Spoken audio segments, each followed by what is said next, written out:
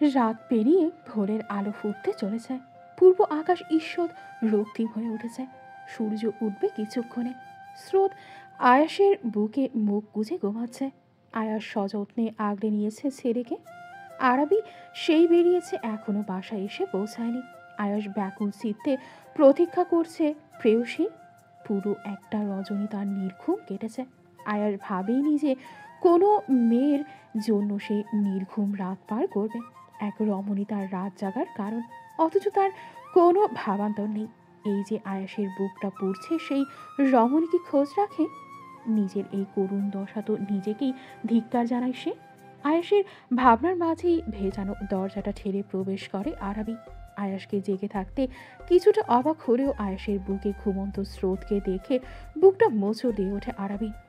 ঠিক এইভাবে কয়েক মাসের ছোট্ট স্রোতকে বুকে নিয়ে ঘুম পাড়িয়ে দিত সায়র। আয়াসের পাশে পাশে থাকলে সায়র এই ভাই পায় আরাবি। এতটা মিল কি করে হয় দুইজনের? এতটাও কি সম্ভব?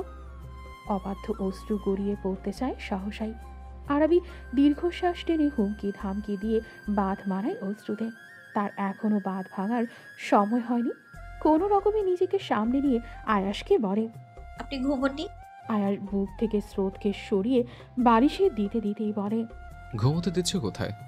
বউ রাজকার্য উদ্ধার করতে সারা রাত বাসার বাইরে থাকবে, আর আমি নিশ্চিন্তে ঘুমিয়ে যাব? এতটা নির্বোধ মনে হয়?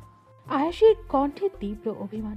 আরবি বুঝতে পেরে মৃদু হেসে বলে, এই রাজকার্য কিছু দিনেই শেষ হয়ে যাবে ইনশাআল্লাহ। তখন আর রাত বিরাতে রাজকার্য উদ্ধার করতে যেতে হবে না। নিজের কথার মাঝে আরবি আলমারি খুলে জামা কাপড় নিয়ে ওয়াশরুমে ঢুকে পড়ে। কিছুক্ষণে ফ্রেশ হয়ে এসে দেখে আয়াস আগের ন্যায় বসে আছে। নীলসে চোখ লালাব হয়ে উঠেছে। কপালের দুই পাশে শিরা ফুলে উঠেছে, যা এতক্ষণে নজরে আসে তার। আরবি এগিয়ে যায় আয়াসের দিকে। কপালে হাত দিয়ে বোঝার চেষ্টা করে জ্বর এসেছে কিনা। আরবিকে নাগালে পেয়ে আয়াস হ্যাঁচকা টানে বিছানায় ফেলে। আরবি ফ্যাল ফ্যাল করে তাকিয়ে আছে আয়াসের মুখের দিকে। মূলত সে বোঝার চেষ্টা করছে আয়াস কি করতে চায়। আরবিকে নিজের দিকে তাকিয়ে থাকতে দেখে আয়াস কিছুটা ঝুঁকে আসে আরবির দিকে। আরবির ভ্রু কুচকে আসে আয়াসের কাছে। আরবি কিছু বলবে তার আগেই আয়াস বলে, প্রচণ্ড মাথা ব্যথা করছে বউ পাখি। মাথার যন্ত্রণায় মাথাটা ছিঁড়ে যাচ্ছে। মাথা ব্যথা যেহেতু তোমার জন্য এসছে, তাহলে এটা কে ছাড়াবে? তুমি, ঠিক না? আরবির দুনিয়া কেঁপে ওঠে বউ পাখি ডাকে। তাকে এইভাবে বউ পাখি বলে সম্বোধন করত সায়র। আরবি অবোধ শিশুর মতো আয়াসের দিকে তাকিয়ে। সে এই চাহনি এক মুখের আদর চোখে একই নেশা দেখতে পায় যা সায়রের চোখে দেখত। আরবিকে এমন অবোধের মতো তাকিয়ে থাকতে দেখে আয়াস আবার তাকাতে দিল। আরবিও সম্মোহিত হয়ে আয়াসের হ্যাঁতে হ্যাঁ মেরায়। আয়াসের বিশ্ব জয় করা হাসি দেয় আরবির উত্তর পেয়ে। ঠোঁটে হাসি রেখে আরবিকে বলে, ওকে, আমি তোমার কোলে মাথা রেখে ঘুমাবো, আর তুমি আমার মাথায় হাত বুলিয়ে দেবে। বড় রাজে? আরবি এখনো আয়েশের চোখের দিকে তাকিয়ে আছে। আয়েশের প্রশ্নের পিঠে হালকা মাথা নাড়ে, যেন সে সম্মোহিত এই দিন দুনিয়ার হুঁশ তার নেই। তার একমাত্র কাজ হলো তার সামনে বসা পুরুষকে পর্যবেক্ষণ করা। আয়াস আরবিকে তাড়া দিতেই আরবি উঠে খাটের সাথে দুটো বালিশ ঠেসে দিয়ে আছড়া হয়ে আয়াসকে হাতের ইশারায় কাছে আসতে বলে। আয়াসও বাধ্য ছেলের মতো আরবির পেটে মুখ গুজে শুয়ে পড়ে। আরবির দুনিয়া থমকে যায়। শ্বাস আটকে আসে আয়াসের কাছে। আরবিকে শ্বাস নিতে না দেখে আয়াস মুখ তুলে আরবির দিকে তাকিয়ে বলে, কি গো, শ্বাস নিচ্ছ না কেন? আমাকে বিধবা করার পায়তারা করছো? আরবি শুকনো ঢোক গিলে স্বাভাবিক হওয়ার চেষ্টা করে। আয়াসের চুলে হাত গড়িয়ে দিয়ে বলে, ছেলেরা বিধবা হয় না, বিপত্তিক হয়। ওই একই হলো। আয়াস আবার আরবির পেটে মুখ গুজে দেয়। আরবির আলতো হাতে আয়াসের চুল টেনে দিতে থাকে। তার চোখ দিয়ে দুফোঁটা পানি গড়িয়ে পড়ার আগেই তার অস্তিত্ব শেষ করে দেয় সে। সে তো অশ্রু ফেলতে পারবে না। এই ছেলে তার কতদিনের সংযম একটু একটু করে ভেঙে দিচ্ছে। কখন জানি তাকেই ভেঙে গুড়িয়ে দেয়। সকাল 9টার রোজকার মতোই সবাইকে সকালে নাস্তা দিচ্ছে আফসানা বেগম। সকলকে ডাইনিং টেবিলে আসতে দেখলেও আয়াসের কোনো খোঁজ নেই। আর আরবি তো কখন খায় কি না খায় কোনো ঠিক নেই। আবির ব্রেকফাস্ট করতে এসে আয়াসকে দেখতে না পেয়ে আফসানা বেগমকে জিজ্ঞেস করে, বড়মা, ভাইয়া এখনো নিচে আসেনি? না, এখনো আসেনি। স্রোতও আসেনি। মিষ্টু তো সেই রাতে বেরিয়েছে, এখনো ফিরেছে কিনা জানি না। আয়াস হয়তো ওর জন্যে অপেক্ষা করতে করতে রাতে ঘুমায়নি। তুই একটু দেখে দে না বাবু, না হলে পরে উঠে চোটপাট করবে। কাজ করতে করতে জবাব দেয় আফসানা বেগম। বড় মায়ের আদেশ শিরোধার্য মেনে আবির তড়িঘড়ি ভাইকে ডাকতে গেল। হাতে জুসের গ্লাসটা নিতেও ভরেনি।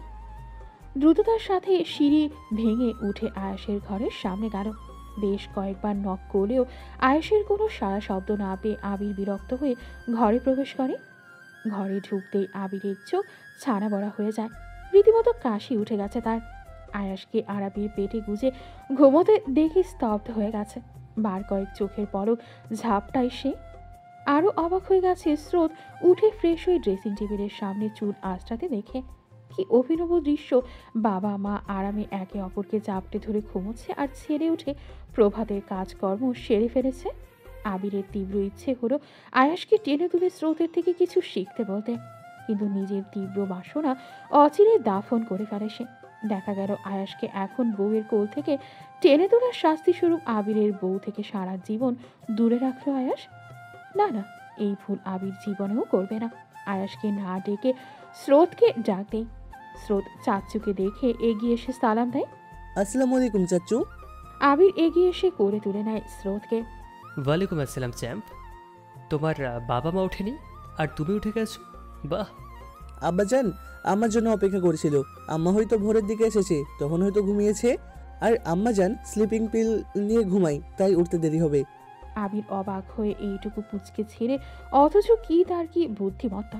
আবিরের স্রোতের দুই গাড়ে চুমু খেয়ে বলে, চ্যাম্প চলো ব্রেকফাস্ট করি। আম্মাকে ছাড়া আমার সাথে ব্রেকফাস্ট করবে তো? স্রোত মাথা নাড়ে চাচ্চুর কথা শুনে। চাচ্চুর গলা জড়িয়ে ধরে বলে, আমি নিজে নিজে ব্রেকফাস্ট করি চাচু। আম্মাজান বলে নিজের কাজ নিজে করার অভ্যাস করতে, কখনো কারোর উপর নির্ভর না করতে। আমি চেষ্টা করি আম্মার কথা রাখতে, কিন্তু ছুটিতে আমার কাছে আসলে আমার সব কাজ আম্মাই করে। আবির চমকে যায় স্রোতের কথা শুনে। এইটুকু ছেলে অথচ কথা বলে দেখো! অবাক স্বরে স্রোতকে জিজ্ঞেস করে, আব্বু তুমি ছুটিতে আসো মানে? তুমি তোমার আম্মার সাথে থাকো না? আমি প্রথম থেকেই বোর্ডিং স্কুলে পড়ি, তাই তখন আম্মার সাথে থাকি না। আম্মা অনেক ব্যস্ত, সারাক্ষণ কাজ করে অনেক। তবে চৈতিমা বলে আম্মা আমাকে নিয়ে ভার্সিটিতে যেত, তখন স্টুডেন্ট ছিল। আমারও মনে আছে আম্মা অফিসে গেলে আমাকেও নিয়ে যেত, সেখানে একটা ফ্লোর পুরো আমার। আবির অবাকের পর অবাক হয় স্রোতের কথা শুনে। আরবি অফিস যেতে মানে কি? সেখানে পুরো ফ্লোর আবার স্রোতে? অন্যের অধীনে কাজ করলে এত ফ্যাসিলিটিস পাওয়া যায় নাকি? আবিরের মাথায় প্রশ্নের ছুরি। তবে স্রোতকে কিছু জিজ্ঞেস করো না, এক সময় আরবিকে জিজ্ঞেস করবে। রহমান বাড়িতে খুশির জোয়ার বইছে, বৃষ্টি লাফিয়ে বেড়াচ্ছে, সাথে যোগ দিয়েছে অয়ন। আহির মুচকি হেসে তাদের পাগলামি দেখছে। আহিরকে একা মুচকি হাসতে দেখে মিম এগিয়ে যায় আহিরের দিকে। হাতে থাকা কফির মগটা আহিরের দিকে বাড়িয়ে দিয়ে বলে, কি ব্যাপার বলো তো, পাগল হয়ে গেলে নাকি? একা একাই হাসছো যে? মিমের বাড়িয়ে রাখা কফি মগটা নিয়ে গাছে টি টেবিলে রেখে মিমের কোমর জড়িয়ে কাছে টানে আহির। মিমের গলায় মুখ গুজে দিয়ে বলে, পাগলই তো হয়ে গেছি আমি মিমো সোনা। আমার প্রিন্সেসকে কাছে পেয়ে আনন্দ পাগল হয়ে গেছি। তুমি তো জানো ও আমার জন্য কতটা। মিম আহিরকে দুই হাতে আঁকড়ে ধরে চুলের ভাঁজে হাত গড়িয়ে দিয়ে বলে, জানি তো, যে ছেলে বোনের সাথে শলা পরামর্শ করে মেয়ে তুলে এনে বিয়ে করে, বাসর ঘরে ঢুকে বোন নিয়ে গল্প জুড়ে দিতে পারে, রেড অ্যালার্ট জারি করে সবাইকে তোপের মুখে রাখে বোনের মুখে হাসি ফোটাতে, সে ছেলের জন্য যে বোন কতটা সেটা আর বলার অপেক্ষা রাখে না। আহির হাসে মিমের কথা শুনে। সত্যি তারা দুই ভাই বোন মিলে মিমকে তুলে এনেছে। মিমের পরিবার প্রথমে ঝামেলা করলেও মিমের প্রতি আহিরের ভালোবাসা দেখে মেনে নিতে বাধ্য হয়। আহির বোনকে হারিয়ে ফেলার পর সব কিছু থেকে মুখ ফিরিয়ে নেয়। মিমের সাথে খারাপ ব্যবহার না করেও আগের মতো হাজার একটা পাগলামি করে, তার ভালোবাসার গভীরতা বুঝিয়ে দেয়নি। সেই দুরন্ত চঞ্চল আহিরকে পায়নি মিম, যে তার জন্য পাগল পাড়া হয়ে থাকতো। মিম মুখে কিছু না বলেও ভেতরে ভেতরে গুমড়ে মরেছে। আহিরকে দু হাতে সামলেছে সে। অয়ন আসার পর স্বাভাবিক হওয়ার চেষ্টা করেও পারেনি আগের আহির হতে।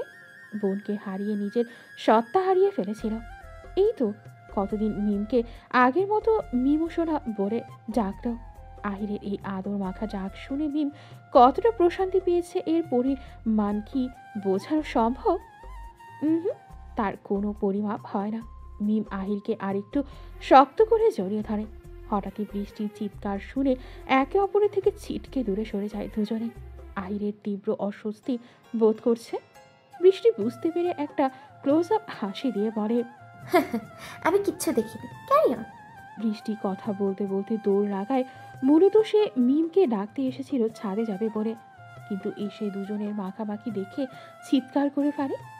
বৃষ্টিকে এমন দৌড়ে পালাতে দেখে একে অপরের দিকে তাকিয়ে হেসে দেয় মিম আর আহির। সায়ন আর সাউদা তখন থেকে তাদের মায়ের রাগ ভাঙাতে ব্যস্ত, কিন্তু তাদের মায়ের কোনো হেলদোল নেই। সেই তো মুখে কুড়ে পেটে বসেছেন তো আর মুখ খুলছে না। মেহু নীরব দর্শকের ভূমিকা পালন করেও সারা বেজায় বিরক্ত হচ্ছে। সে নিজেকে আর দমিয়ে রাখতে না পেরে ভরে ওঠে, আর দাদুন শুনতো তো কখন থেকে আমার পাপা আর পিপি তোমাকে টলি বলছে, তুমি তাও কেন লাভ করে আসো? সুলতানা বেগম সারাকে করে তুলে নেয়। এত লম্বা কথা বলে সারা রীতিমতো হাঁপিয়ে গেছে। সুলতানা বেগম সারাকে উদ্দেশ্য করে বলে, বুবু জিজ্ঞেস করো তোমার পাপা আর পিপিকে, তারা আমার থেকে এত বড় সত্য কথা লুকিয়েছে কেন? মিষ্টি কি আমার কেউ না? ওকে কি আমি ভালোবাসি না, নাকি তারা দুই ভাই বোন একা ভালোবাসে? ও আমার সায়রের ভালোবাসা। আমার বাবাটা যাওয়ার আগে আমাকে বলেছিল, সোনামা আমার তোতা পাখিটার দিকে খেয়াল রাখবে, কখনো কষ্ট পেতে দিবে না। কিন্তু আমি রাখতে পারলাম কোথায় আমার বাবাটার কথা? আগেই তো তার পাখি অভিমান করে সবাইকে ছেড়ে চলে গেল, তো আর ফিরল না। সবাইকে অভিযোগের মুখে দাঁড় করিয়ে চলে গেল তার সাইকোকে না ফিরিয়ে দেবার জন্য। কিন্তু আমাদের হাতে কি কিছু ছিল বলো? আমি সায়রের ফুপি হতে পারি, কিন্তু ওকে আমি নিজের সন্তানের মতো বড় করেছি। সেই ছেলেকে আমার চোখের সামনে দাফন করা হলো। আমি কিভাবে সহ্য করেছি সেটা কি ওই অভিমানী মেয়ে ভেবে দেখেছে? না, দেখেনি। শুধু নামেই আমি তার সোনামা। এতদিন পর দেশে এলো, অথচ সোনামায়ের সাথে দেখা করলো না। আর তোরা দুইজন আমাকে না নিয়ে ওর সাথে দেখা করে এলি। তোদের তো কখনো ক্ষমা করব না। বেলা বাড়ছে তরতর করে। সূর্য মামা তার তেজ দেখাতে ব্যস্ত। ব্যবসা গরমে জনজীবন বিপর্যস্ত। পরন্ত বিকেলে গরমে অস্থির সবাই। তার মধ্যে ড্রয়িং রুমের সোফায় বসে ল্যাপটপে হাত চালাচ্ছে আয়াস। ভোরের দিকে ঘুমানোর জন্য ঘুম থেকে উঠতে দেরি হয়, তাই আজ পার্টি অফিসে যাওয়া হয়নি। আরবিও তাই, সে এখন তাদের ঘরে। আবির বাড়ি ফিরছে কিছুক্ষণ। সে নতুন অফিসের সাইডে যাওয়ার তাড়াতাড়ি ফিরতে পেরেছে, আর বাড়ি ফিরেই আয়াসই পেছনে লেগেছে। অদ্রি অন্তি ও যোগ দিয়েছে তাদের সাথে। তারা আবিরের থেকে শুনেছে আয়াসের ঘুমানোর রহস্য। এরপর থেকেই তিনজন মিলে আয়াসকে লেকপুল করছে। আয়াস বেজায় বিরক্ত তাদের কাছে। একে তো এত কাজ, তার উপর পার্টি অফিসে যাওয়া হয়নি, আর এদিকে কিচ্ছুগুলোর লেকপুলের শিকার হচ্ছে। আয়াস সহ্য করতে না পেরে আবিরকে উদ্দেশ্য করে বলে, মনে রাখিস ছোট, তোরও বিয়ে হবে, বউ হবে, তখন আমি তোকে 1 মাস দূরে রাখবো তোর বউ থেকে। আবির চোখ ছোট ছোট করে তাকিয়ে আছে আয়াসের দিকে। এদিকে অন্তি অদ্রি হেসে গড়াগড়ি খাচ্ছে। আবির কিছু বলার জন্য মুখ খুলতে নিলেই আরবির আওয়াজ শুনে থেমে যায়। সে সিঁড়ি দিয়ে নামতে নামতে স্রোতকে ডাকছে। সবার নজর আরবির দিকে। আরবি সিঁড়ি পেরিয়ে অন্তির সামনে এসে দাঁড়ায়। স্রোত কোথায়? এখানেই ছিল তো, হয়তো বাগানের দিকে গেছে। আরবি বাগানের দিকে যেতে নিলেই সদর দরজা পেরিয়ে দৌড়ে তাদের সামনে এসে দাঁড়ায় বাগানের পৌরামারি। হাঁটুতে ভর দিয়ে হাঁপাতে হাঁপাতে বলে, স্রোত বাবাকে পুকুরে ধাক্কা দিয়ে ফেলে দিছে আদিল সাহেব। মালির কথা বোধগম্য হতে সবার মাথায় বজ্রপাত হয়। আয়াস ল্যাপটপ ফেলে দৌড় লাগায়। আবিরও ছুটছে ভাইয়ের সাথে। অন্তি উদ্রি আরবির দিকে তাকায়, কিন্তু তাদের বোধগম্য হয় না আরবির অবস্থা। আরবি ততক্ষণে বাগানে যাওয়ার জন্য পা বাড়িয়েছে। অন্তি অদ্রিও আরবির পিছু নিল ভয়ে, তাতে হাত পা জমে এসেছে। আয়াস আবির বাগানে গিয়ে স্তব্ধ হয়ে গেছে, কারণ স্রোত এত গভীর সুইমিং পুলে সাঁতার কেটে উঠে আসছে। তাকে দেখে মনে হচ্ছে না তার বিন্দুমাত্র কষ্ট হচ্ছে। সুইমিং পুলের সামনে দাঁড়িয়ে আছে আদিল। আদিল হলো আরিয়ার ভাই। বন্ধুদের সাথে লম্বা সময় বিদেশ ট্যুর দিয়ে ফিরেছে, তাই জাহানারা বেগমের সাথে দেখা করতে এসেছে। আর এসে শয়তানি শুরু করে দিয়েছে। আয়াস আদিলকে দেখতে পেয়ে তার নাক বরাবর একটা ঘুষি মেরে দেয়। আয়াসের ঘুষির ভারে কিছুটা ঝুঁকে যায় আদিল। আয়াস আদিলের কলার চেপে ধরে হিসহিসিয়ে বলে, how dare you to touch my son? তোর সাহস কি করে হয় কুত্তার বাচ্চা? এদিকে আদিলের কিছুই বোধগম্য হচ্ছে না, এই বাচ্চা আয়াসের ছেলে হয় কি করে? মাসখানেক আগেই তো বিয়ে করলো, এর মধ্যে বাচ্চা কোথা থেকে আসলো? আয়াস আবার আদিলকে মারার জন্য উদ্যত হলেই আরাবি বাধা দেয়। আরাবির কথায় আয়াস আদিলকে ছেড়ে দিলেও এখনো রাগে কাঁপছে সে। আরাবি এগিয়ে আসে আদিলের সামনে। এটাকে তো চিনলাম না, কে এই মহৎ ব্যক্তি? কে আবার? মির্জা বাড়ির বড় কুত্তা, আরিয়া মির্জার বড় ভাই। আরাবির কথার পৃষ্ঠে দাঁতে দাঁত চেপে বলে আবির। আরাবি কিছুটা হাসে আবিরের কথায়। সে আর একটু এগিয়ে গিয়ে আদিলকে উদ্দেশ্য করে বলে, দেবরজি কেমন আছেন? সব ভালো তো? সবাই হতভম্ব আরাবির কথা শুনে। আয়াসও অদ্ভুত নজরে দেখছে আরাবিকে। এইভাবে মজার ছলে কথা বলার মেয়ে তো আরাবি না, তার উপর এই আদিল স্রোতকে ধাক্কা দিয়ে পুড়ে ফেলে দিয়েছে। এখন তো আরাবির আদিলের চচ্চড়ি করে দেওয়ার কথা। আদিল ফ্যাল ফ্যাল করে তাকিয়ে আছে আরাবির দিকে। সবার অবস্থা দেখে আরাবি আবার হাসে। স্রোত উঠে গেছে ওপরে। আরাবি স্রোতকে ওপরের দিকে চেঞ্জ করতে বলে। স্রোতও বাধ্য ছেলের মতো চলে যায় চেঞ্জ করতে। স্রোত যেতেই আরাবি আদিলকে বলে, আরে দেবরজি কিছু বলছেন না কেন? আপনার সাথে তো আমার প্রথম দেখা, তাই না? এই জন্যেই তো আপনাকে স্বাগতম করব স্পেশাল ট্রিটমেন্ট দিয়ে। সবাই অবাকের পর অবাক হচ্ছে আরাবির কথায়। আদিল কিছু বুঝতে না পেরে আরাবিকে বলে। আরাবি মৃদু হেসে আদিলকে বলে, আরে দেবরজি, আমি আপনার ভাবি হই, আপনি আমার চিনতে পারছেন না? যাই হোক, একটা কথা বলুন। আরাবি একটু পিছিয়ে যায় আদিলের থেকে, তারপর তাকে উদ্দেশ্য করে বলে, আচ্ছা দেবরজি, আপনি কখনো বাটারফ্লাই কি খেয়েছেন? You know how much tasty it is? নিজের কথা শেষ করে আরাবি শূন্যে ঘুরে বাম পা দিয়ে আদিলের কান বরাবর একটা লাথি দেয়, যাকে বলে বাটারফ্লাই কিক। আদিল পড়ে যায় সুইমিং পুলে। আরাবিকে এখন ফ্লিপ করতে দেখে সবার চোখ ছানা বড়া। আরাবি এগিয়ে এসে সুইমিং পুলের ভেতরে থাকা আদিলের সামনে দাঁড়িয়ে বলে, দেবরজি, আমি সার্টিফিকেট প্রাপ্ত বদ্ধ উন্মাদ। আমার মাথা ঠিক রাখার একমাত্র সুতো হচ্ছে আমার ছেলে। ওর দিকে চোখ তুলে তাকালেও না আমি তাকে প্রাণে মেরে দেব। আর আপনি তো ওকে এই অবেলায় পুলে ফেলে দিয়েছেন। আপনাকে কি করা যায় বলুন তো? কোন হাত দিয়ে ধাক্কা দিলেন, ফেলে দিলেন বলুন তো দেখি? আর এমন ছোটোখাটো ধাক্কায় যদিও কিছু হবে না, ওর যথেষ্ট ভালো সাঁতার জানে, ওকে পুলকিয়ে নাও, নদীতে ফেলে দিলেও ও ডুববে না। জার্মানির স্বনামধন্য ক্যাডেট স্কুলে পড়ে যথেষ্ট স্ট্রং বাচ্চা, বুঝলেন তো? বড় হলে যে কি জিনিস হবে তাই চিন্তা করি। এত চিৎকার চেঁচামেচিতে বাড়ির সবাই পুলের সামনে চলে এসেছে।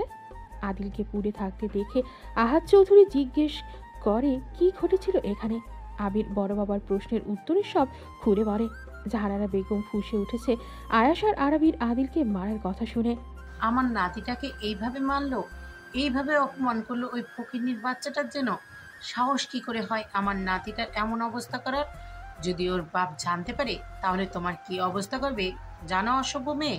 স্রোতকে পুড়ে ফেলার জন্য এমনিতেই আরবির মাথা খারাপ, তার উপর এমন কটাক্ষ করায় আরবির রাগে ক্ষোভে চোখ মুখ লাল করে ফেলেছে। কাট কাট গলায় জাহানারা বেগমকে বলে, mind your language Mrs Jahanara Chowdhury. কাকে ফকিনের বাচ্চা বলছেন আপনি? আমার ছেলেকে? জানেন তো ওর বাপকে?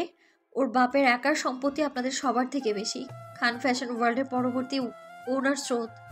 আর পারিবারিক সম্পত্তির ওর মায়ের সম্পত্তি কথা তো বাদই দিলাম, সবকিছুর একমাত্র উত্তরাধিকার আমার ছেলে আরাব্য স্রোত খান। সো ওকে ফকিন্নি বলার আগে 1000 বার ভাববেন ওর কাছে আপনারা সবাই ফকিন্নি। সাউদা, তন্ময় আর তুলি তুষারের বিয়ে একই দিনে একই ভেন্যুতে হবে, এমনটা প্ল্যান করেছে ঋষি। প্রথমে তুলির পরিবার রাজি না হলেও তুষারের কথা শুনে রাজি হয়। সাউদা আর তন্ময়ের বাড়ির লোক এক কথায় রাজি হয়ে যায়। সাউদা তুলি তো বেজায় খুশি তাদের দুই বান্ধবীর বিয়ে একসাথে হবে বলে। দুইজনে এখন থেকে শুরু করেছে শপিং। বাড়ির লোক তাদের রীতিমতো নির্লজ্জ উপাধি দিয়েছে। কোনো মেয়ে নিজের বিয়ের শপিং বিয়ের তারিখ ঠিক হওয়ার আগে করে, কিন্তু এই দুই মেয়ে করেছে। শপিং করছে, পার্লার যাচ্ছে। তাদের উৎফুল্ল দেখে কে বলবে এরা এতদিন বিয়ের জন্য রাজি হচ্ছিল না। তন্ময় পড়েছে বিপাকে। সাউদা যত শপিং করছে সব পেমেন্ট তন্ময়কে দিয়ে করাচ্ছে, তুলি ও তুষারকে দিয়ে করাচ্ছে। তুষার যথাযথ টাকা দিয়ে দিলেও তন্ময়ের ফেটে যাচ্ছে। ফ্যাব ফাইভের সব থেকে কিপটুস হলো তন্ময় রাজ আর ঋষিরাজ। দুটোর নামের শেষে রাজ থাকেও দুইজনে হার কিপটা।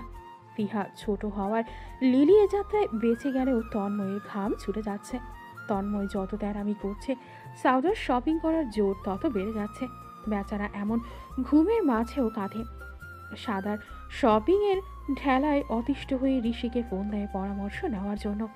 On the call. ঋষি রে ভাই বাঁচা। কি হইছে এত চিল্লাপাল্লা করস কিল্লাই? তোরেই এখন দিন শালা, বিয়া করবা বাসর করবা, খালি মজার মজা। আর আমার কপালে দেখ, এতকাল পরেও প্রেম একখানা হলো, তাও কচি মেয়ের সাথে। বিয়ে এখন বহু দেরি ভাই। তন্ময় ঋষির কষ্টটা বুঝলো। সেও তো কচিকাল থেকে প্রেম করছে। সে জানে এই প্রেম বিয়ে পর্যন্ত আনতে কত কষ্ট করতে হয়, কিন্তু এখন ঋষির কষ্টের থেকে তার কষ্ট বেশি ভারী মনে হলো। নাক টেনে ঋষিকে বলল, ভাই আমার কষ্টের কাছে তোর কষ্ট কিছু না। আমার কষ্টের কথা শুনলে তুই বিয়া করতে চাইবি না ইহো জন্মে। কেন ভাই তনু, কি সমস্যা? দেখ শালা, আমার নাম তন্ময়, তনু না। এই নামে একদম ডাকবি না, নিজের মায়া মানুষ মনে হয়। আইসা ডাকমু না, এখন কি হয়েছে বল। ভাই শুধু এমন শপিং করছে রে, 2 দিনে কয়েক লাখ উড়িয়ে দিয়েছে আমার। বিয়ের প্রত্যেকটা ফাংশনের জন্য আলাদা ড্রেস, অর্নামেন্টস, কসমেটিক। ভাই এক চোখে যে এত কিছু লাগে আমি জানতাম না। মেকআপের কথা বাদই দিলাম, কী সব নাম বললো আমার মনেও আসছে না। এখন বাপে যদি বিয়ার খরচ দেয় তো আমি বিয়া করবো, না হলে করব না। এক বিয়া করতে গেলে ফকিরজাত হয়ে গেলে বউ বাচ্চা পালবো কেমনে? ঋষির বুকটা ফাইটটা যাচ্ছে তন্ময়ের কথা শুনে। নিজের ভবিষ্যতের কথা ভেবে বুকের ব্যথা আরো বাড়ছে, কিন্তু মুখে স্বীকার করল না, উল্টো তন্ময়কে খোঁচা দিয়ে বলে, ওরে শালা, পিরিতি কইরা বিয়া করবা আবার খরচ করবা না? নিজেকে একটু বদলাও ভাই। পিরিতি করেছে, এখন কিপটামি ছাড়ো, শায়ের ভাইয়ের মতো হও। যদি তাকে বলা হতো, ভাই মিষ্টু ললিপপ খাবে, আপনার কিডনিটা লাগবে, তাহলে সে ব্যাকুল চিত্তে বলতো, কি হলো আগে বলবে না যে ও ললিপপ খাবে? একটা কিডনিতে হবে নাকি দুইটাই দিব? তন্ময় নাক মুখ কুচকে ফেলল ঋষির কথা শুনে। গালাগালি করার তীব্র ইচ্ছেটাকে দমন করে বলল, আর তুমি যে মিষ্টি ললিপপ খাওয়ার অশিলা দিয়া সায়র ভাইয়ের কিডনি দিতে দ্বিধাবোধ করতে না, তার বেলায় কিছু না। ভাই এখন রিলেশন করছো, অন্যের ঘাড় ভাঙা বন্ধ করো, না হলে আমাদের পিচ্ছি ভাবি তোমার ঘাড় মটকে দিবে, বুঝলে চাদু? তন্ময় কথা শেষ করে খট করে ফোন কেটে দেয়। তার এই দুর্ভিক্ষের সময় বন্ধু নামক হারামজাদাকে ফোন দেওয়া একদম উচিত হয়নি। এইসব কি বন্ধু তার? কোথায় তার দুঃখে একটু দুঃখী হবে তা না কি সব শুরু করেছে। তন্ময় দুঃখ বিলাস করতে করতে সাউদাকে খুঁজছে। বসুন্ধরার শপিং মলে এসেছে শপিং করতে। সাউদা একবার লেডিস সেক্টরে যাচ্ছে তো আর একবার জেন্টস সেক্টরে।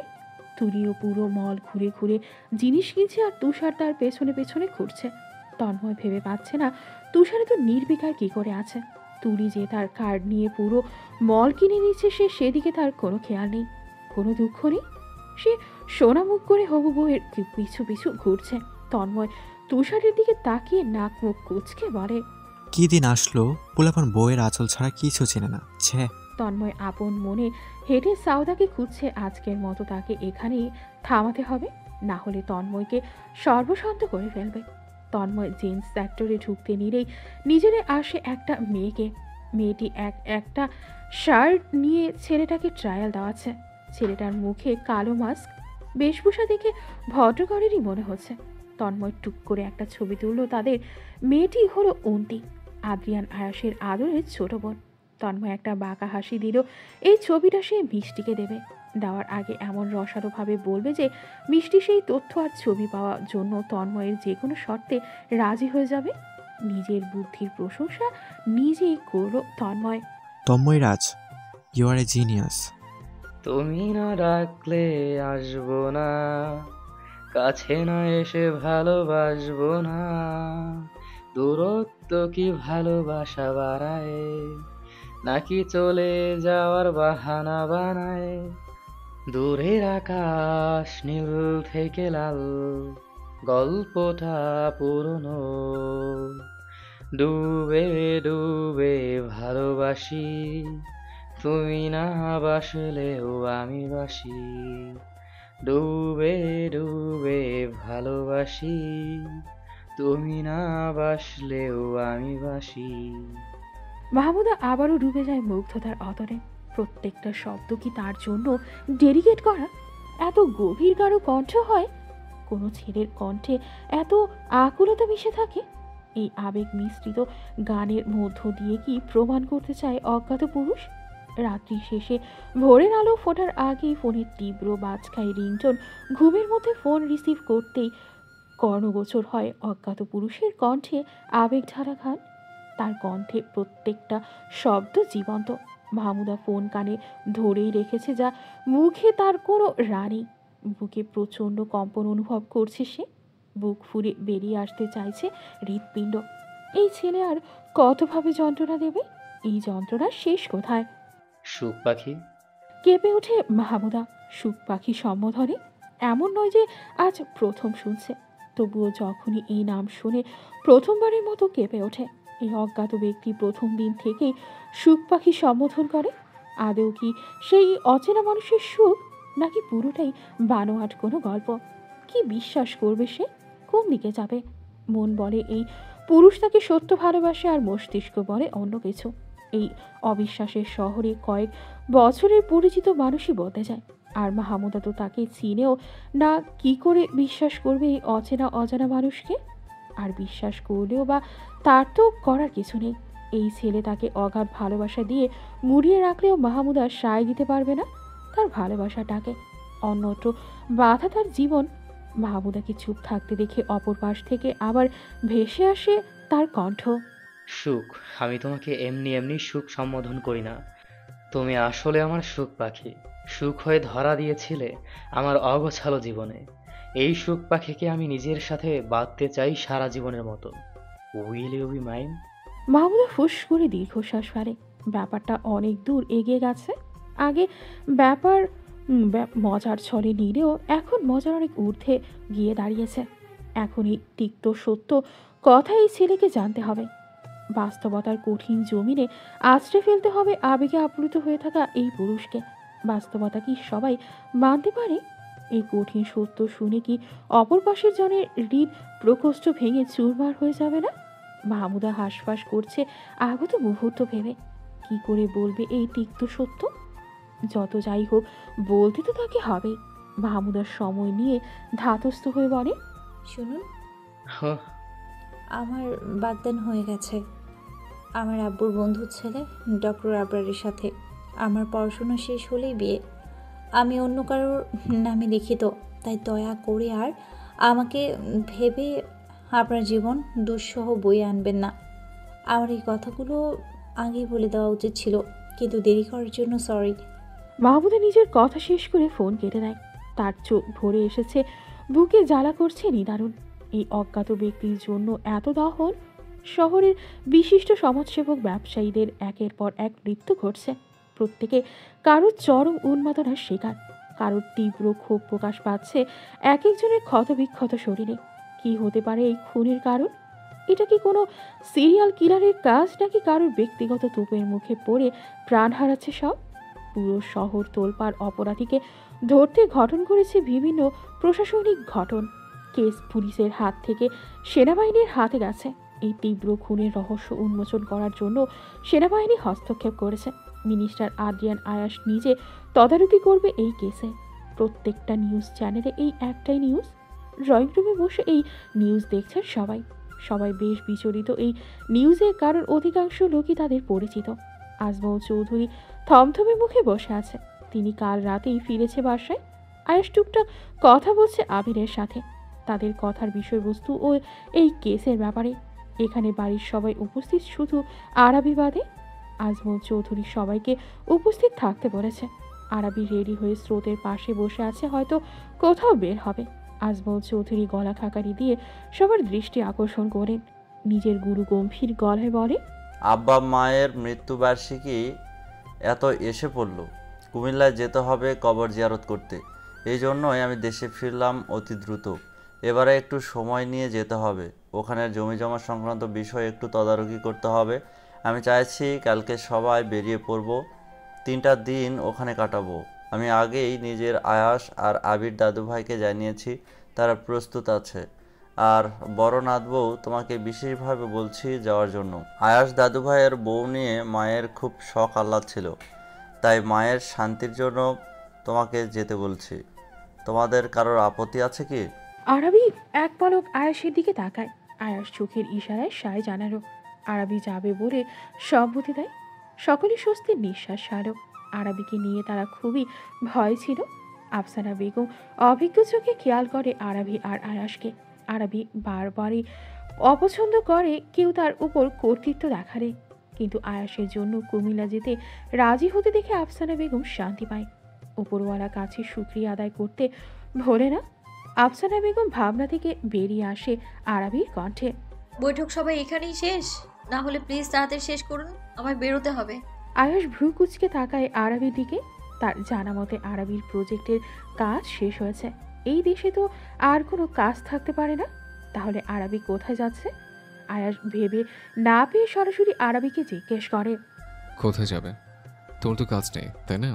আরবি হ্যাঁ সূচক মাথা নাড়ায় আয়াসের কথায়। স্রোতের এলোমেলো চুল ঠিক করে দিতে দিতে বলে, স্রোতকে ঘোরাতে নিয়ে যাব।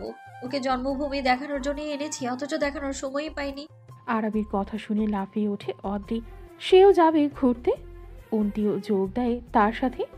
আবিরও মিনমিন করে আরবিকে বলে, ভাবি আমাকে নিয়েও চায় না? আয়াস সবার দিকে তাকায়। সবাই যখন যাচ্ছে তাহলে সে কেন বাদ যাবে? বিয়ের 2 মাস হতে চলল, অথচ বউ নিয়ে ঘুরতে যাওয়ার কপাল তার হয়নি। সেও আরবিকে উদ্দেশ্য করে বলল, তাহলে আমি কেন বাদ যাবো? আরবির হাসি পেল আয়াসের কথা শুনে, তবুও গম্ভীর কণ্ঠে বলল, যেতে হলে তাড়াতাড়ি রেডি হয়ে আসতে হবে। ব্যাস সবাই ছুট লাগালো রেডি হতে। অদ্রি নিজের ঘরে যেতে যেতে পেছনে ঘুরে আরবিকে বলে, ভাবি আমি বৃষ্টি আর ফিয়া নেই সাথে, প্লিজ। একজন তোমার বোন আর একজন তোমার বন্ধুর হবু বউ হয়তো। আরবি ফোঁস করে শ্বাস টেনে সায় জানায়। অদ্রি খুশির ঠেলায় চিৎকার দিয়ে ওঠে। আরবি গাড়ি নিয়ে ড্রাইভ করছে আর পাশের সিটে স্রোতকে করে নিয়ে আয়াস বসে আছে। পেছনে সিটে অদ্রি আর অন্তি। আবির গেছে বৃষ্টি আর ফিহাকে নিতে। সেখান থেকে আরবির পাঠানো ঠিকানায় যাবে। আরবি আগেই বলেছে সে কোনো ঘুরতে যাওয়ার আগে সে এক জায়গায় যাবে। সকলে মেনে নিয়েছে তার কথা। স্রোত বেশ গম্ভীর হয়ে আছে, আর অদ্রি তখন থেকে ঘ্যান ঘ্যান করে মাথা নষ্ট করে দিচ্ছে সবার। আবির গেছে বৃষ্টিকে নিতে, সেখানে 3য় বিশ্বযুদ্ধ হবে সেটাই বলছে সবাইকে। আরবির হাত স্টিয়ারিংয়ে ঘুরছে। বেশ অনেকক্ষণ পর আরবি গাড়ি থামালে সবাই নেমে আসে। গাড়িটা থেমেছে একটা বড় বাড়ির সামনে। বাড়িটা এখনকার বাড়ির থেকে বেশ অনেকখানি উঁচু। একটা আভিজাতের ছোঁয়া আছে সাদা রঙের এই বিশাল বাড়িতে। বাড়িটা পুরনো ধাঁচের জমিদার বাড়িটাই। চারিদিকে সুউচ্চ প্রাচীরের বেষ্টনী দেওয়া। মেইন ফটকের গেট প্রাচীরের থেকে অনেকটা উঁচু। সবাই অবাক হয়ে এই বাড়ি দেখে। এখনকার যুগেও এমন বাড়ি আছে জানা ছিল না তাদের। কিছুক্ষণের মধ্যেই আবিরের গাড়ি চলে আসতে বৃষ্টি নেমে এসে আরবিকে জড়িয়ে ধরে। আরবিও আগলে নেয় এক হাতে বোনকে, কিন্তু ফটর ফটর করে মুখে ফেনা তুলে ফেলা বৃষ্টি চুপ। আবিরও থমথমে মুখে দাঁড়িয়ে। সকলে বুঝলো এরা আবার ঝগড়া করেছে, তাই 7-5 না ভেবে এগিয়ে গেল মেইন ফটকের কাছে। ফটকে দাঁড়ানো দারোয়ান তাদের বাধা দেয় ভেতরে ঢুকতে নিলেই। আরবি বিরক্ত হয়ে কাউকে ফোন লাগায়। ভেতর থেকে তড়িঘড়ি এগিয়ে আসে এক প্রৌঢ়া কেয়ারটেকার। দারোয়ানকে ধমক দিয়ে দ্রুত গেট খুলতে বলে। দারোয়ান গেট খুলে দেয় সহসাই। বৃদ্ধ কেয়ারটেকার সকলকে বাড়ির ভেতরে আসতে বলে। মেইন ফটক থেকে বাড়ি পর্যন্ত কংক্রিটের রাস্তা। রাস্তার পাশে সজ্জিত ফুল গাছ, একপাশে বিশাল শান বাঁধানো পুকুর, চোখ ধাঁধানো সৌন্দর্য মণ্ডিত সবকিছু। আরবি এগিয়ে যায় ভেতরের দিকে। সবাই আরবিকে অনুসরণ করে। বাইরে যতটা সুন্দর, ভেতরে তার থেকেও বেশি সুন্দর। সব রাজকীয় আসবাবপত্র যেন রাজ করছে বাড়িতে। প্রথমে বিশাল ড্রয়িং রুম, উঁচু, এটাকে ড্রয়িং রুম বলা যায় না, ক্ষণিকালয় নামটা সব থেকে বেশি মানানসই। ক্ষণিকালয় পেরিয়ে সিঁড়ি। সিঁড়ি কয়েকটি ধাপ উপরই 2 দিকে ভাগ হয়ে গেছে। দোতলার দেওয়ালে বড় একটা ফটো ফ্রেম। ফটোতে এক মহিলা রাজকীয় ভঙ্গিতে চেয়ারে বসে, তার ঠিক পায়ের কাছে বসে মহিলাটির কোলে মাথা রেখে মহিলার গলা জড়িয়ে ধরে রাখা এক কিশোরী মেয়ে দেখছে এক সুদর্শন পুরুষ। মেয়েটির লম্বা কোঁকড়ানো খোলা চুল মেয়ে মেঝে ছুঁয়েছে। ফটো ফ্রেমটি দেখে সবাই অবাক, কারণ কিশোর মেয়েটা আর কেউ না, আরাবি নিজে। শাড়ি পরিহিত আরাবির এমন রূপ তারা আগে দেখেনি। আর নিচে বসা ছেলেটা আয়াসের মতো দেখতে, কারোর আর বুঝতে বাকি নেই ছেলেটা সায়র। আকাশ অদ্ভুত নজরে দেখছে ফটোটা। তিনজনকে কতটা হাস্যোজ্জ্বল দেখাচ্ছে, কত সুখী তারা প্রমাণ করছে এই ছবিটা। সবাই যখন ছবি দেখতে ব্যস্ত, তখন এক মহিলা তাদের সামনে এসে দাঁড়ায়। আরাবি মেয়েটাকে দেখতে পেয়ে অস্ফুট স্বরে আওড়ালো, রাহিমা। মাঝবয়সী এই মহিলা জাপটে ধরে আরাবিকে, যেন কত শত বছর পর আপনার কাউকে কাছে পেল। মিষ্টি মা, সোনা আমার, কেমন আছো? আরাবি খেয়াল করে দেখে এই মহিলা ফটোতে থাকা মহিলা নয়, তাহলে এই মেয়েকে। মহিলাটি এবার আরাবিকে ছেড়ে স্রোতের দিকে তাকায়। স্রোতকে দেখে অবাক নয়নে আরাবির দিকে তাকায়। আরাবি মহিলার মনোভাব বুঝতে পেরে বলে, তোমার সোনা বাবা আর আদরের পুত্র। আরাবির কথা বোধগম্য হতেই মহিলাটি স্রোতকে বুকে টেনে নিয়ে ঝরঝর করে কেড়ে দেয়। অন্তি, অদ্রি, আয়াস, আবির, বৃষ্টি, ফিহা সবাই ফ্যাল ফ্যাল করে দেখছে। আবির সকলের দিকে তাকিয়ে বলে, এটা সায়রের বাড়ি, এখানকার জমিদার বাড়ি। এই ভদ্রমহিলার নাম রাহি। ইনি সায়রকে বড় করেছেন নিজের কোলে পিঠে, মায়ের মতো ভালোবেসেছে, তাই আমরা দুজনে তাকে রাহিমা ডাকি। এখন এই বাড়িতে কেউ থাকে না, থাকার মতো কেউ নেই। স্রোতকে আগেই বলেছিলাম আগে তার আব্বাজানের বাড়ি দেখাবো, তাই আসা। মহিলাটি স্রোতকে ছেড়ে দাঁড়িয়ে আঁচল দিয়ে চোখ মুছতে নিলেই নজরে আসে আয়াস। আপন মনে এগিয়ে যায় আয়াসের দিকে। আরাবি তাকে আগেই বলেছে আয়াসের ব্যাপারে। নিজের হাতটা সন্তর্পণে আয়াসের গালে রেখে কান্না মিশ্রিত কণ্ঠে বলে, তোমার কপালে যদি আমি একটা চুমু খাই, তুমি কি রাগ করবে বাবা? আয়াস বুঝতে পারে তার মধ্যেই মহিলা সায়রকে খুঁজছে। আয়াস মুচকি হেসে মাথাটা ঝুঁকিয়ে দেয়। মহিলা আয়াসের কপালে একটা চুমু খেয়ে মাথায় হাত বুলিয়ে দেয়। তোমরা বাড়িটা ঘুরে দেখো, আমি রান্নাঘরে যাই। মহিলাটি ব্যস্ত পায়ে চলল রান্নাঘরে। কতদিন পর পর এই বাড়িটার প্রাণের ছিটে পড়েছে, সেই আদুরে প্রাণগুলোর যত্ন করতে হবে না? মহিলাটি চলে গেলে সবাই বিভিন্নভাবে ঘুরে দেখছে বাড়িটা। বাড়িতে অধিকাংশ সায়র আর আরাবির ছবি। সবাই একসাথে সিঁড়ি বেয়ে ওপরে ওঠে। আরাবি স্রোত এর হাত ধরে এগিয়ে এটা সেটা দেখাচ্ছে। বৃষ্টি নিজের মতো লাফিয়ে লাফিয়ে সব দেখছে। প্রত্যেকটা ঘরে নজর বুলিয়ে আসছে। হঠাৎ একটা ঘরের সামনে থেমে যায়। কিছুতেই ঘরের দরজা খুলতে পারছে না বিধায় ওর আগ্রহ বেড়ে যাচ্ছে এই ঘরটা দেখার। নিজে চেষ্টা করে খুলতে না পেরে চিৎকার করে আরাবিকে ডাকে। বৃষ্টির চিৎকার শুনে সবাই দৌড়ে আসে। এসে দেখে ঘর খুলতে পারছে না দেখে চিৎকার দিচ্ছে।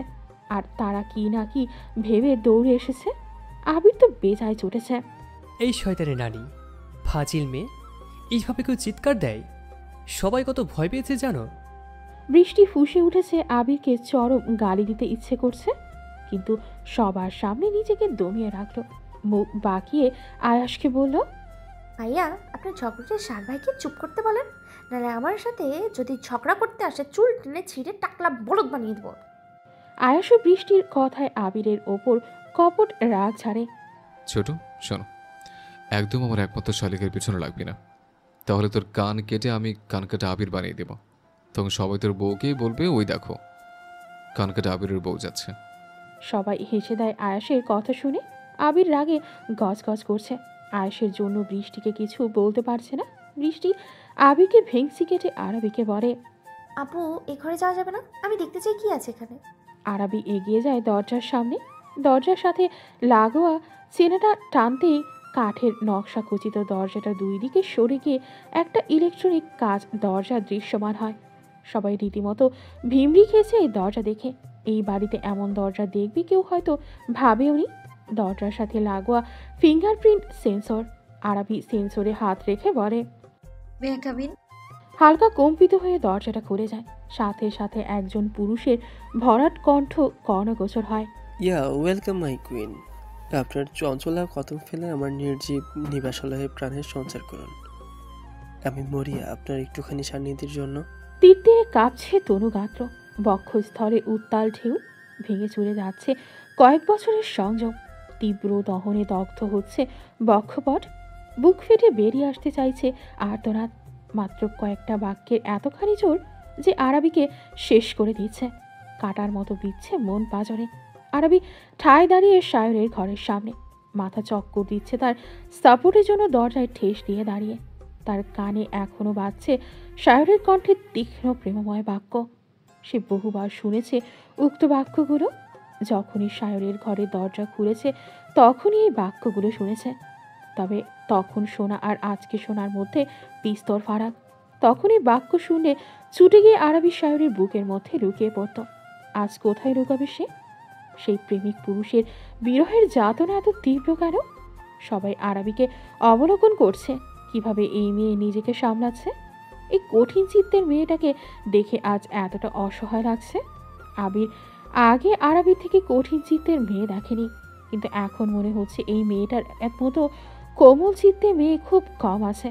সামান্য কয়েকটা কথা শুনে এই হাল।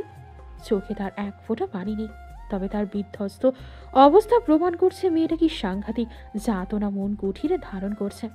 আরবি নিজেকে ধাতস্থ করে ভেতরে এগিয়ে যায়। আরবির পিছু সবাই প্রবেশ করে ঘরে। ঘরে প্রবেশ করে সবাই আরেক দফা স্তব্ধ। এটা ঘর নাকি পুরো একটা বাড়ি? বৃহৎ এই ঘরের ঠিক মাঝ বরাবর ছিল বিছানা বরাবর দেয়ালে একটা ফটো ফ্রেম।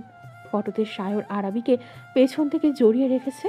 আরবি লম্বা কোঁকড়ানো চুল সেখানেও বাঁধনহারা, দুইজনের কালো হুডি পরে এই এক গেটাবে। ফটোতে এক পাশে বেশি স্পষ্ট করে লেখা মিস্টার অ্যান্ড মিসেস সায়র খান। আয়াস হতবাক হয়েছে ফটোটার দিকে। কতটা ভালোবাসার সাক্ষী ফটোটা। আরবির সাথে কি তার এমন প্রণয় সম্পর্ক কোনোদিন হবে? এই মেয়ে কি বুঝবে তার মনের যাতনা? বিছানা থেকে একটু দূরে রিডিং কাউন্টার, সেখানে একটা টেবিল, কয়েকটা সেলফ আর টেবিল বইয়ে পূর্ণ। টেবিলের পাশে একটি টুলে কফি মেকার, বিছানার আরেক সাইডে ড্রেসিং টেবিল, কাভার্ড, আর তার একটু দূরে মিনি ড্রয়িং রুমে সেখানে কয়েকটা সোফা সাজানো আর একটা টি টেবিল। সোফাগুলো বিনের আর টেবিলটা কাচের। সোফার সামনে দেওয়ালে একটা টিভি আর তার নিচে একটা টেবিলে মিউজিক সিস্টেম। এক পাশের দেয়ালে রং করা আরবির প্রতিচ্ছবি আর তার কোলে একটা 8-9 মাসের বাচ্চা। সবাই বুঝলো বাচ্চাটি স্রোত ছাড়া কেউ না। ঘরের এক পাশে মিনি ফ্রিজ আর ড্রিঙ্কিং স্পেস। বেডসাইড টেবিলে একটা ভদ্র মহিলার ছবি আর ফুলদানি। প্রত্যেক জিনিস সাদা রঙের, ফার্নিচার থেকে শুরু করে পর্দা, বেডশিট সব। একটা রুমে পুরো বাড়ি সাজিয়ে বসেছে সে। আধুনিকতার ছোঁয়া লেগে প্রত্যেকটা কোণায়। কতটা রুচিশীল সেই মানুষটা যে এইভাবে নিজের ঘর সাজিয়েছে। সবাই মন্ত্রমুগ্ধ হয়ে দেখছে ঘরটা। আরবি এগিয়ে যায় ড্রেসিং টেবিলের সামনে। সেখানে থাকা একটা পারফিউমের বোতল হাতে নিয়ে পুরো রুমে পারফিউম স্প্রে করে।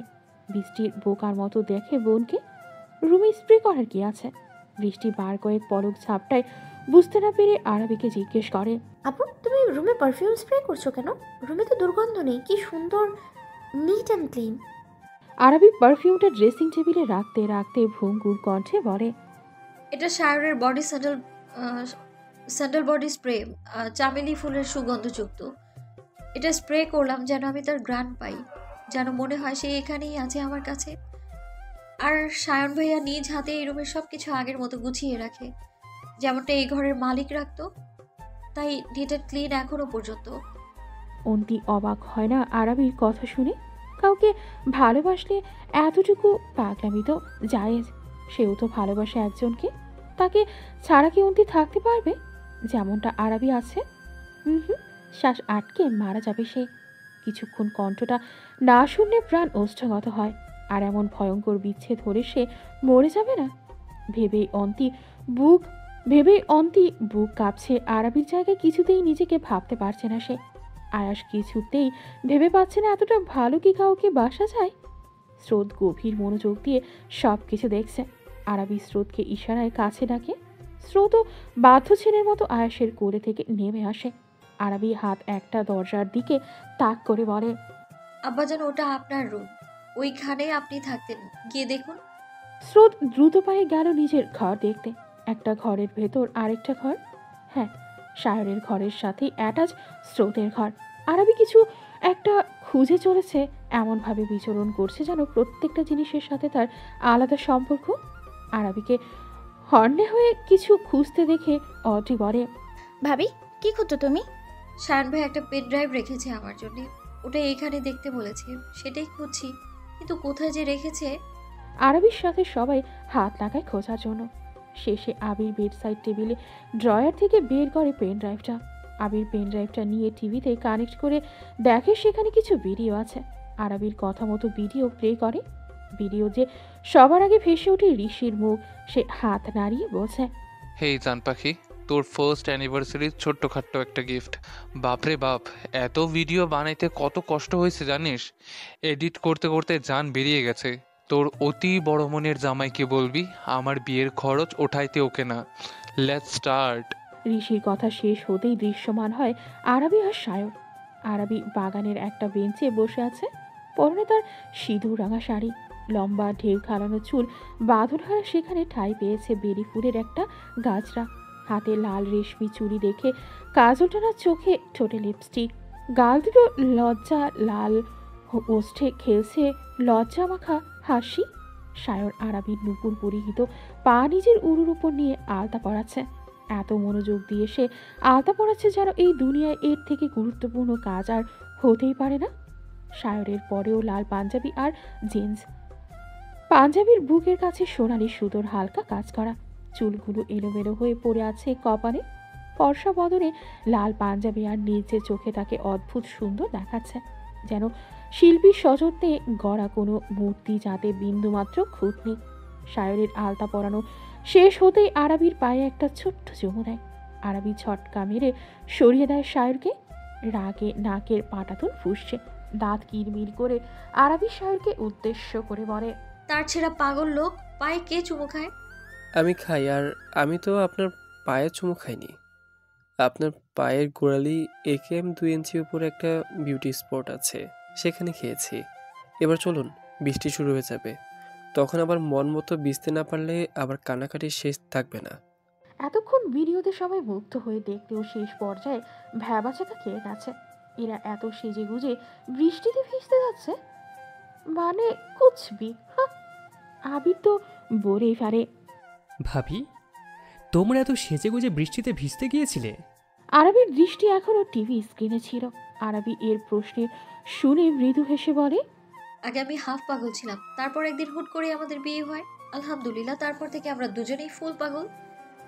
সেজেগুজে বৃষ্টিতে ভেজা তো কি, সেজেগুজে চুরি করতে যেতাম। যেখানে চুরি করতে যেতাম, চুরি করার পর সেখানে পাহারাদারকে বলে আসতাম পাহারাদারকে চুরি করেছি। তারপর পাহারাদার আমাদের কুত্তা মারা দৌড়ানি দিত। অতি পরিষ্কার পরিচ্ছন্ন থাকা ভদ্রলোক সায়র খান অন্যের তেঁতুল গাছে ঢিল ছুঁড়ে তেঁতুল চুরি করতে গিয়ে পা ফসকে পড়ে যায় তেঁতুল গাছের পাশে পচা ডোবাতে। ফুল চুরি করেছে কত আমার দৌলতে, তাই হিসেবের বাইরে। জীবনেও গাছে না চড়া ভদ্রলোক আমার জন্য আম চুরি করতে গিয়ে গাছ থেকে পড়ে কোমর ভেঙেছে। শীতের মধ্যরাতে ফুচকাওয়ালা চাচাকে তুলে নিয়ে এসেছিল আমার বাড়ির সামনে, অবশ্য সেটাও আমার চাপে পড়ে। একবার তো হিজড়ারা কলোনিতে কুল চুরি করতে গিয়ে কুল চুরি করতে গিয়ে ধরা পড়েছিল। বেচারা শুদ্ধতম পুরুষের ইজ্জত লুটে নিচ্ছিল। পরে আমি গিয়ে পায়ে পা লাগিয়ে ঝগড়া করেছি। ঝগড়ায় না পেরে ঝরঝর করে কেঁদে দিয়েছিলাম। আমাকে কাঁদতে দেখে ভদ্রলোক এমন হুম্বিতম্বি করলো যে হিজাব ভয়ে পালিয়ে যায়। আমাদের পাগলামোর শেষ নেই। সবার মাথা ঘুরছে আরবির কথা শুনে। কত কি গুণ আছে এই মেয়ের কে জানে। আবির আয়াসের কাঁধ চাপড়ে বলে, ভাইয়া জীবনে প্রচুর কষ্ট অপেক্ষা করছে তোমার, অগ্রিম সমবেদনা তার জন্য। এই প্রথম বৃষ্টি আবিরের কথায় সমর্থন করে। অভিজ্ঞ ব্যক্তির মতো হাত নাড়িয়ে বলে, ভাইয়া আপনি কিছুদিন পরেই বুঝবেন নাচতে নাচতে কি সাইক্লোন বয়ে এনেছেন জীবনে। আপনার বউ এমন শান্তশিষ্ট পাপিষ্ট ছিল যে বারবার স্কুল চেঞ্জ করতে হয়েছে। এই ঢাকা শহরে মনে হয় সব স্কুল তার পদধূলি পেয়েছে। আয়াস শুকনো ঢোক কিনে আরবিকে কিছু বলবে তার আগে স্ক্রিনে ভেসে ওঠে সাউদার মুখ।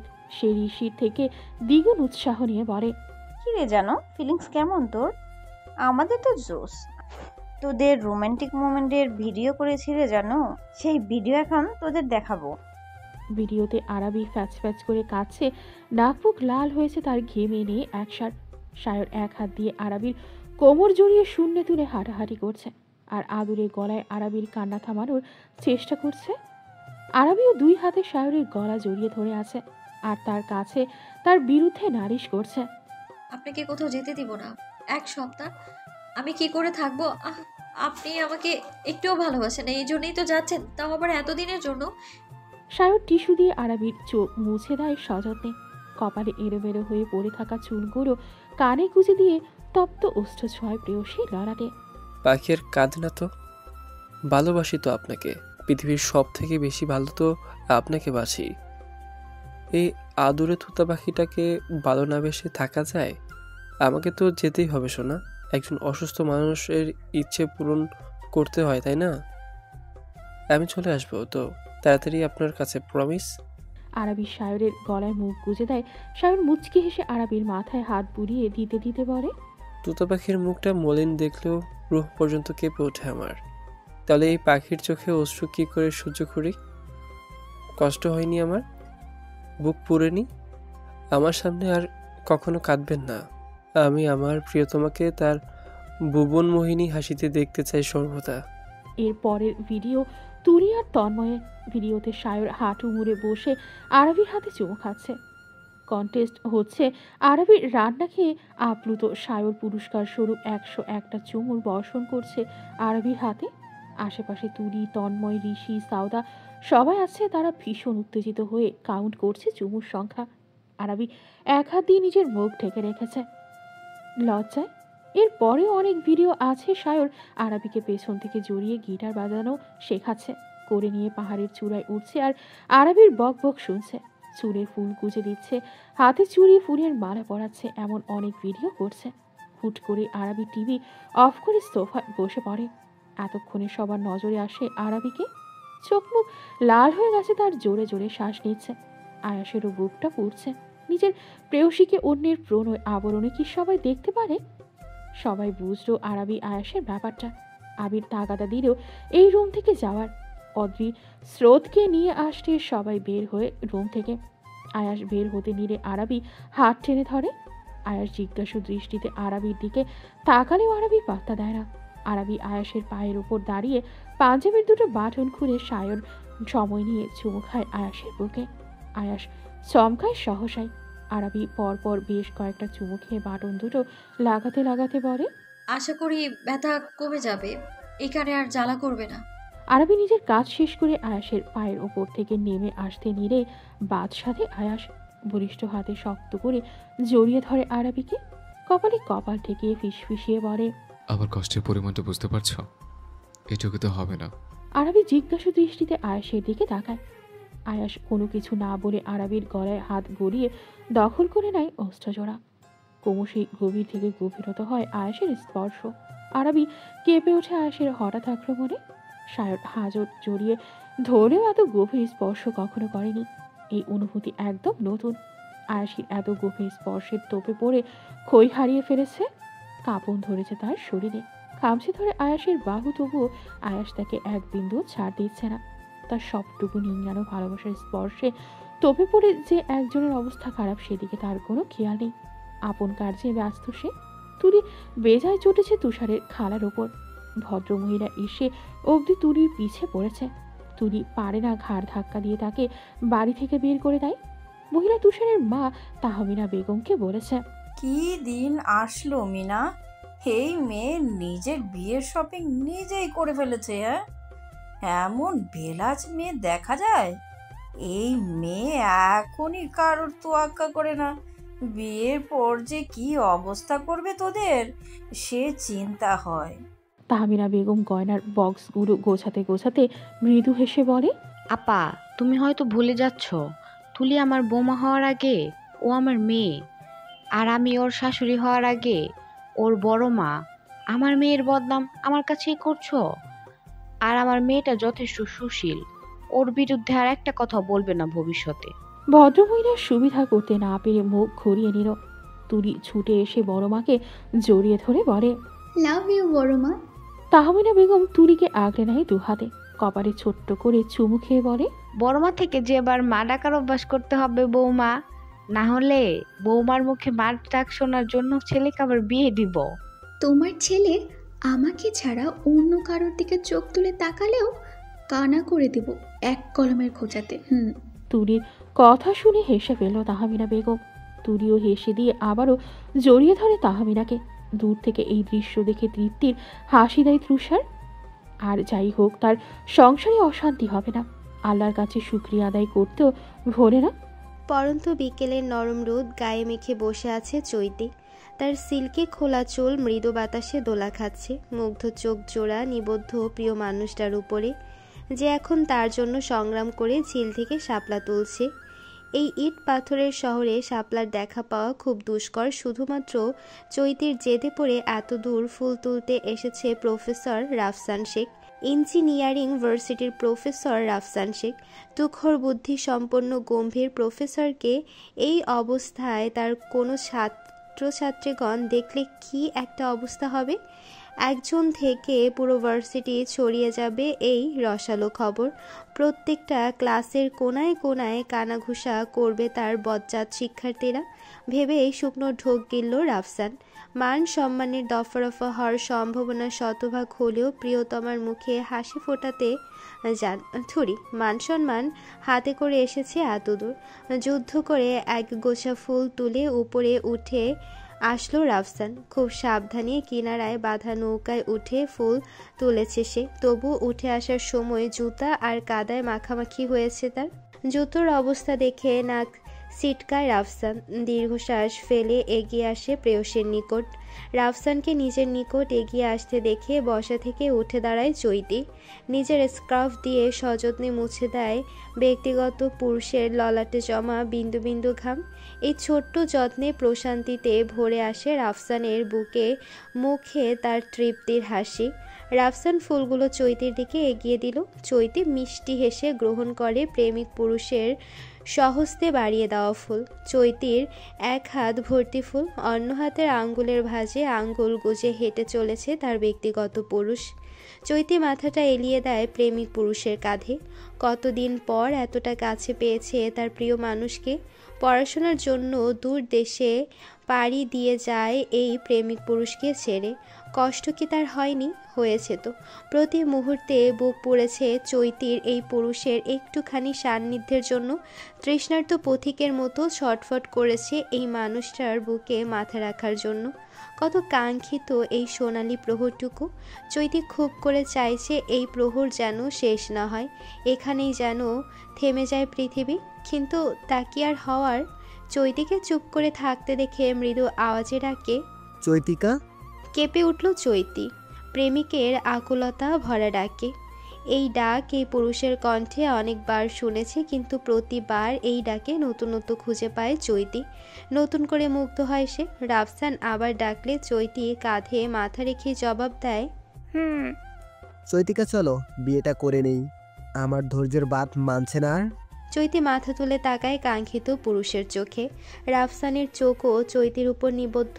রাফসানের চাহনিতে ব্যাকুলতা। সে অস্থির প্রিয়তমার সিদ্ধান্ত শুনতে। এখন তো দুজনই এখন বিয়ের উপযুক্ত, তাহলে এত অপেক্ষা কেন? তার ধৈর্য ধরতে পারছে না রাফসান। আর কত বছর সে ধৈর্য ধরবে? চৈতিকে কিছু বলতে না দেখে রাফসান ব্যাকুল চিত্তে বলে, দেখো চৈতিকা, মেয়ের জামাই তুমি ঠিক করে রেখেছো। এখন আমাদের বিয়ে হতে দেরি হলে মেয়ে আসতেও দেরি হবে, আর মেয়ে আসতে দেরি হলে স্রোতেরও বিয়ে করতে দেরি হবে।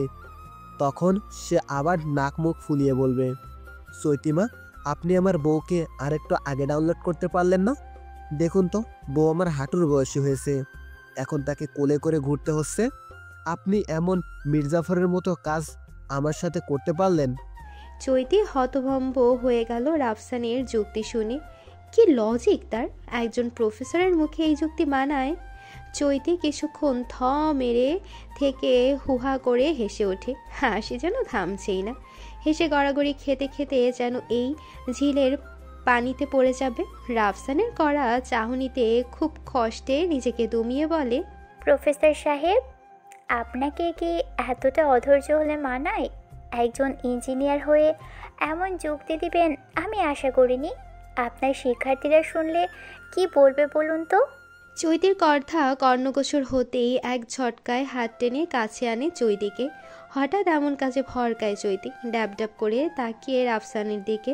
রাফসান দাঁতে দাঁত চেপে বলে, প্রফেসরদের কি মনে নেই ইঞ্জিনিয়ারদের মন কি প্লাস্টার করা, নাকি তাদের বউ হতে নেই?